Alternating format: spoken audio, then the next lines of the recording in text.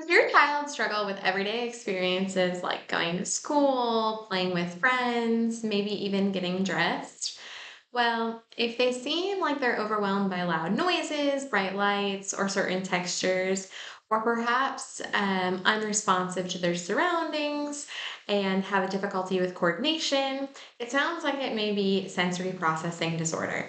So, what is sensory processing disorder? Well, it affects actually a staggering 80% of those born by C section.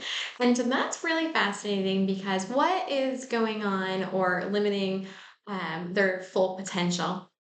And when I say that stat, obviously that doesn't mean that being born by C-section means you're going to have sensory processing disorder.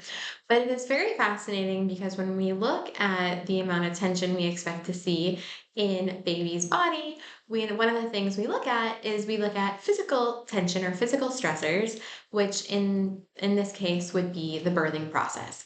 And so for babies and for babies, obviously the birthing process is the most traumatic physical experience they've had thus far, and they have very little muscle tone. And obviously, our goal is a happy, healthy baby, but we know that there are more and more birth interventions than ever before. And we know that the C section rate only continues to increase. And we know that not all the C sections are medically necessary. That's not to shame anyone who's had a C-section, but we know that the way baby is pulled out by their head and their neck from a C-section, there creates more physical tension on the neck and the shoulders in baby. And that is more correlated to see things like a lack of range of motion in their neck or infant torticollis. And so when we're saying that, we're saying it's interesting or it's fascinating that 80% of those born by C-section struggle with sensory sensitivities because what it's saying is that they're are automatically having more physical stress and how increases in the amount of stress on baby can then down the line show up in sensory sensitivities. And so we're saying that the more stress and the more often a child is exposed to stress, the more they struggle with these chronic conditions like sensory sensitivities. And so our goal isn't necessarily just to target, birth interventions, but we know that birth interventions, there's more so than ever before. We're only continuing to increase, and that affects physical tension on baby's body. And then we also have mental and emotional stress, which is mom's maternal mental and emotional stress in utero. And then even afterwards, baby co regulates, but then also mirrors off of parents. And then as they become kiddos, it's, fast-paced lifestyles, it's technology, which turns into more anxiety, etc. And then the third thing is we have environmental stressors, which are things like antibiotics or medications or the food system, anything our body is exposed to.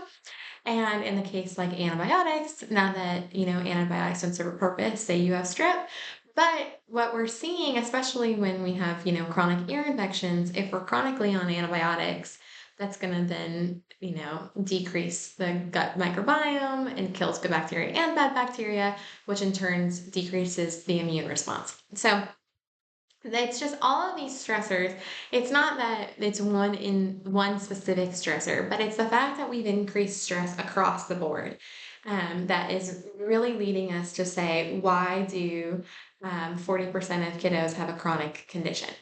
And so that's really one of the things that we're talking about and saying when it comes to sensory processing and saying that 80% of kiddos that were C-section end up having sensory sensitivities. Is it's just the more we see, the more stress and the more often the stress has occurred, the more we see these chronic conditions pop up. Now, that's the role the nervous system has. So if we talk about, we have these culminations of stressors. So we have these three forms of stressors. The more stress we have, the more this puts our nervous system into fight or flight, or what's called sympathetic dominance. Now that's important because when it comes to something like sensory processing, it's where our body is more reactive when we're exposed to a stimuli. And so This really is when we're already very stressed out. We talk about the adaptability to stress, and that's how much slack we have in the rope or how much bandwidth there is. So, say we're already have really high levels of stress, we're already sympathetic dominant, and then we're exposed to bright lights or loud noises, we're very close to that threshold. And so our adaptability when we're exposed is very low, and that sends us then into the overwhelm. And then we'll, either react or we'll cover our ears or different things like that. Or we have coping mechanisms to then decrease or to regulate our body back down. And so what's happening though is we're already so, and these kiddos are already so sensory stimulated, or they already have so much stress that when we add that extra level, it really is it sends them into shutdown or overwhelm, depending on how they respond to being, sensory avoidant or sensory seeking, etc. So when we talk about the role the nervous system plays in sensory processing disorder, our goal is to decrease the amount of stress so that we can increase the bandwidth or that slack in the rope. So that when they're exposed, they have more bandwidth to adapt or to process before going into overwhelm. And so this in one of the things that we look at total energy index or the amount of energy our body is using to maintain posture. But really, like, what is that undercurrent of energy? And the higher that number, the more we know that there's just this constant energy flowing and really this mental overstimulation, this physical understimulation that's going to make us more sensitive to when we're exposed to these things. And so we call it really noise. Like and noise coming in is anything that's sensory. So that could be sound, it could be light, it could be smells, it could be anything coming in from noise. And the more noise and the more sensitive we are to the noise, the harder it is then to then process and then have the output because the brain gets overwhelmed with so much noise. And that's when it kind of stirs into that anxiety space. So we want to decrease the amount of stress and decrease the amount of noise so that we can calm their body down and they can be less sensitive to when they're exposed to these things.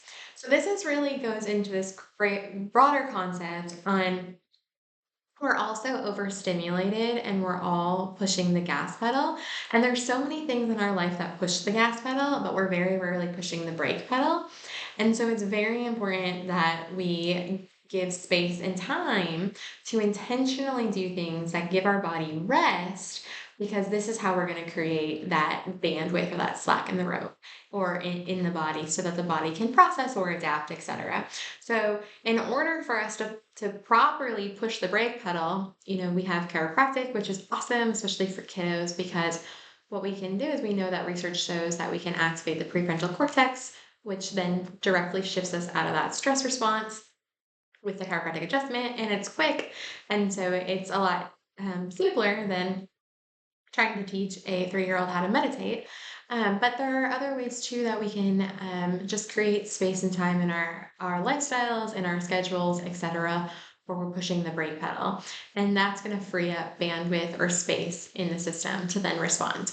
So that's how that helps sensory processing. If you can imagine, it really is just they're constantly taking in so much information that it's a little extra. It may feel like to somebody who's maybe less sensitive to it, may not seem like a lot, but if you're constantly taking in so much information, that little extra just puts them over the edge.